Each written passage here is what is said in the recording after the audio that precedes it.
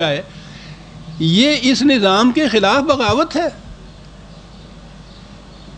اس کے الرغم ایک نظام قائم کرنا ہے، یعنی ربوبیت کے نظام کے خلاف سرمایہ داری کا نظام قائم کرنا۔ نظام سرمایہ داری وہ ہے جس کے خلاف اعلان جنگ ہے خدا اور رسول کی طرف سے۔ کسی اور جرم کے متعلق یہ نہیں آیا قرآن میں، اس کے متعلق آیا۔ یہ اتنا ہینس ہی نہیں، آپ لکھیے کتنا مشدد جرم ہے کہ اعلان جنگ ہے خدا اور رسول کی طرف سے۔ فَلَكُمْ رُؤُوسُ أَمْوَالِكُمْ، ان حالات میں، ورنہ کہنا تو یہ تھا کہ آگے ہے کہ سارا ہی چھوڑو، اصل زر صرف لے سکتے ہو۔ لا تظلمون ولا تظلمون، بس اس سے اتنا ہے، تم اپنا اصل لے لو گے تو تم پہ کچھ زیادتی نہیں ہوگی، اور اس سے کچھ زائد نہیں لوگے تو اس پر زیادتی نہیں ہوگی۔ تو گویا زیادہ لینا کسی سے اپنے اصل سے ظلم ہو گیا، اسلامی مملکت کے خلاف بغاوت ہو گئی، اس کی طرف سے اعلان جنگ ہو گیا۔ عزیزان من، قرآن کی طرف آئیے تو یہ لائٹلی لینے کی چیزیں نہیں ہیں کہ یوں ہی آدمی یہ کہہ کے گزر جائے۔ سوچئے تو صحیح کہ جرم کتنا عظیم بتایا رہا ہے۔ دو لفظوں میں اسے نظام سرمایہ داری کہتے ہیں نا۔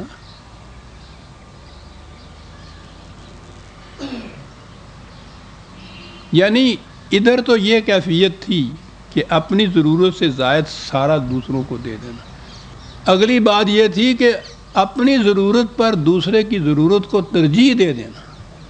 نظام تو یہ تھا، اور ہو اس کے خلاف یہ کہ جو ہی کوئی محتاج ہو، غریب ہو، مصیبت میں پڑے، اس کی مصیبت کو ایکسپلائٹ کیا جائے، مدد دی جائے، اپنا اصل بھی لیا جائے اور اس کی محنت سے بھی پھر اس سے اوپر زائد لیا جائے، تو یہ تو بغاوت ہے اس نظام کے خلاف۔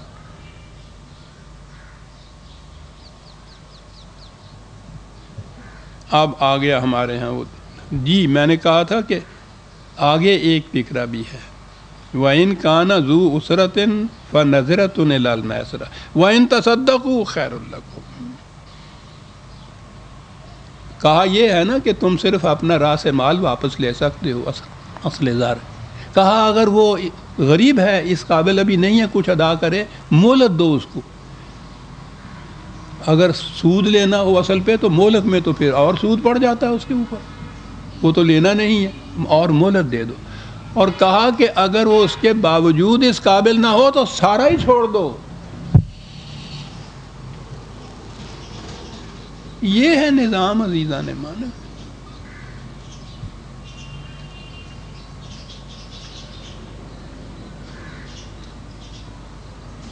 اب آ گیا ہمارے ہاں کا پھر نظام ملوکیت۔ ملوکیت کے ساتھ ہی سرمایہ داری کا نظام آتا ہے۔ غیر قرآنی مملکت سب سے بڑی سرمایہ دار تو خود ہوتی ہے۔ اتنے ٹیکسز اس کے اندر لگتے ہیں غریبوں کے اوپر، پوچھو نہیں۔ غیر قرآنی مملکت یہ ذمہ داری تو لیتی نہیں ہے کہ ملک میں رات کو کوئی بھوکا نہ سوئے۔ اسلامی مملکت میں تو پہلی چیز یہ ہے نا جو رسول اللہ نے فرمایا کہ جس بستی میں رات کو کوئی ایک فرد بھی بھوکا سو گیا، اس بستی سے خدا کی حفاظت کی ذمہ داری ختم ہو گئی۔ اور انسان ہی نہیں، وہ حضرت عمر رضی اللہ تعالیٰ عنہ کا قول کہ دجلہ کے کنارے کتا بھی بھوک سے مر گیا تو مجھ سے اس کا بھی مواخذہ ہوگا۔ یہ تو تھی نظام مملکت، اسلامی مملکت۔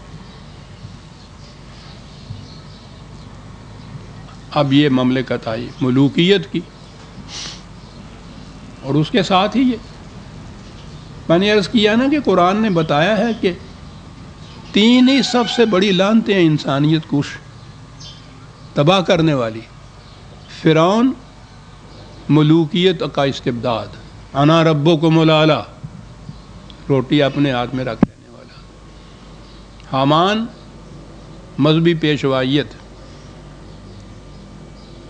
جس کا اقتدار بادشاہوں سے بھی زیادہ غالب ہوتا ہے۔ بادشاہ تو مر جاتا ہے، سلطنت ختم ہو جاتی ہے، حکومت دوسری بدل جاتی ہے، ان کے قانون ختم ہو جاتے ہیں۔ ان کے قانون 1000 برس پہلے جو بنائے تھے انہوں نے آج بھی جاری ہیں۔ اور تیسری لعنت قارون، دوسرے کی محنت کو ایکسپلائٹ کرنا، خود محنت نہیں کرنی، صرف وہ روپیہ جو ہے جو اگر جیسا میں کہا کرتا ہوں الماری میں تجوری میں رکھا رہے 100 روپیہ 100 سال کے بعد بھی دیکھو تو 100 ہی ہوتا ہے، وہ بچے نہیں دیتا۔ نظام سرمایہ داری یہ ہے کہ وہ کسی ضرورت مند کو دے دیا جائے تو وہ پھر 100 کا 125 150 ہے، پتہ نہیں کتنے بچے دیتا ہے وہ۔ تم نے کچھ نہیں کرنا، یہ جو دیا ہے زائدہ ضرورت تھا نا، اس نظام میں تو زائدہ ضرورت اپنے پاس کوئی رکھ ہی نہیں سکتا۔ نظام سرمایہ داری سرپلس منی کے اوپر چلتا ہے، اپنی ضرورت سے زائد روپیہ پاس ہو تو اس کو دے گا نا کسی اور کو، اور اس سے پھر وصول کرے گا، روپے کے اوپر وصول کرے گا۔ قرآن نے کہا لیس للانسان الا ما سعی، معاوضہ محنت کا ہے، کیپٹل کا نہیں ہے۔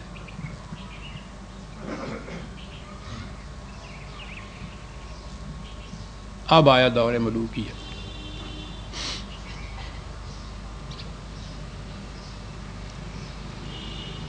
ایک شکل تو بالکل ظاہر نظر آتی تھی، کسی غریب آدمی کو قرضے کے طور پر کچھ دیا جائے، اس قرضے سے قرضے کے اوپر کچھ 5 روپے 10 روپے یہ وصول کیے جائے۔ ہمارے ہاں بھی جو چلی آئی بات، اس کو بڑا ہی مکروہ سمجھا جاتا تھا، معیوب سمجھا جاتا تھا، گناہ بھی سمجھا جاتا تھا۔ وہ سود خوار جس کو کہتے تھے پٹھان آیا کرتے تھے، وہ یہ سود تھا صرف۔ نظر آتا ہے کہ اتنی جرت تو نہ کی کہ اس کے متعلق یہ کہا جائے کہ یہ جو ہے ممنوع ہے، ناجائز ہے، غیر اسلامی ہے، اتنا حصہ تھا۔ لیکن اپنے سرپلس منی پر، اپنے روپے پر دوسروں سے زائد وصول کرنا، اب اس کی شکلیں کتنی پیدا کر دی گئی، مضارعت شکل پیدا کی۔ غریب کسان آیا، اس کو زمین کا ٹکڑا مل رہا ہے، پیسے تو اس کے پاس ہے نہیں، وہ آتا ہے ذمہ دار کے پاس کہ صاحب مجھے اگر 1000 روپیہ دے دیں تو میں وہ ٹکڑا زمین کا لے لوں گا، کاشت کروں گا، بچوں کو بھی پالوں گا، میں تمہارے پیسے بھی دے دوں گا۔ اب اگر وہ یہ کہتا ہے کہ اچھا میں 1000 روپیہ دیتا ہوں، 1025 یا 50 زیادہ لوں گا، تو یہ تو ہو گیا نا وہ سود، تو وہ تو معاشرے میں بڑی بدنامی ہے۔ سود خوار تو بڑی نفرت کی نگاہ سے دیکھا جاتا تھا۔ اس نے کہا کہ نہیں کوئی بات ہی نہیں ہے صاحب، میں تمہیں لیے دیتا ہوں، وہ لے لو۔ وہ ٹکڑا زمین کا لے کے اور اس کو دے دیا کاشت پہ، اور اس کی بٹائی میں سے آدھا لے لیا خود۔ اپنا اصل جو ہے وہ اس کے سر پہ کھڑا ہے، وہ زمین تو اس نے لے لی ہوئی ہے نا، وہ تو محفوظ ہے، سال بھر اس نے محنت کی ہے۔ وہ اگر سود لیتا تو 5-10 روپے ہی لیتا نا، آدھی بٹائی لیے چلا جا رہا ہے، شیر مادر کی طرح حلال، کیونکہ اس کا نام ربا نہیں، اس کا نام ہے مضارعت۔ کاروبار کرنے والے لوگ،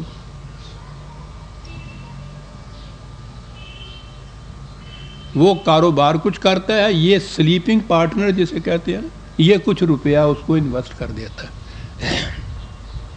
کہ شامل کر دو۔ یہ خود کچھ نہیں کرتا، وہ سب کچھ وہ کرتا ہے، جتنا منافع ہوتا ہے آدھا اس کا۔ کس چیز کا منافع ہے؟ وہ روپیہ اصل جو دیا تھا، سود نہیں کہا گیا، کیونکہ سود تو معاذ اللہ، سود خوار ہونا تو صاحب حرام خور ہوتا ہے آدمی۔ یہ کیا ہے؟ یہ ہے مضاربت۔ الفاظ بدل دیے، اصطلاح بدل دی۔ ارے اس کو اگر قرض کیا کے دیتے اسی کاروباری آدمی کو، اس سے واپس لیتے اس سے زیادہ کچھ، تو وہ تو ہوتا نا سود۔ نہ جی معاذ اللہ، لا حول ولا، سود خوار نہ، یہ مضاربت ہے۔